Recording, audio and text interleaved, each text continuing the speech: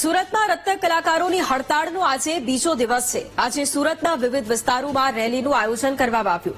જ્યાં સુધી રત્ન કલાકારોની માંગ પૂરી નહીં થાય ત્યાં સુધી હડતાળ યથાવત રહેશે।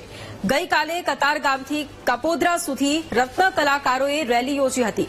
ભાવ વધારાથી લઈને સહાય યોજના સહિત જુદી જુદી માંગ પણ તેમના દ્વારા કરવામાં આવી છે।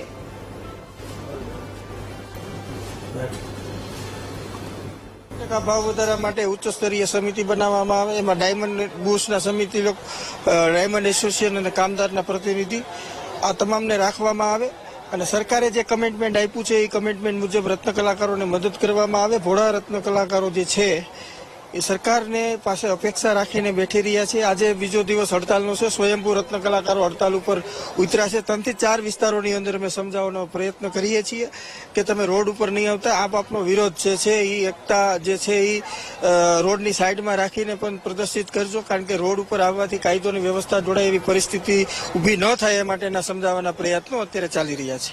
સુરત સિટી સ્માર્ટ સિટી આ સુરત સિટી સ્માર્ટ સિટીમાં જો આંદોલનો ઉપર કારીગરોને ઉતરવું હોય તો આ દુઃખની બાબત છે। 500,000 કિલોમીટરથી ગામડાઓથી માણસો અહીંયા ધંધા માટે આવ્યા છે અને અહીંયા આવીને પણ જો આની આ પરિસ્થિતિ રહેતી હોય તો આ બહુ દુઃખની બાબત છે। અમે 2-3 દિવસથી હડતાલ ઉપર છીએ, તે છતાં પણ અમારા ભાવનો વધારો કાંઈ થયો નથી। તો અમારી નમ્ર અપીલ છે આગેવાનો શેઠને, કારણ કે કારીગરો ઉપર ખૂબ જ શોષણ થાય છે, તે બદલ અમને વળતર મળે એવી અમે અપેક્ષા રાખીએ છીએ।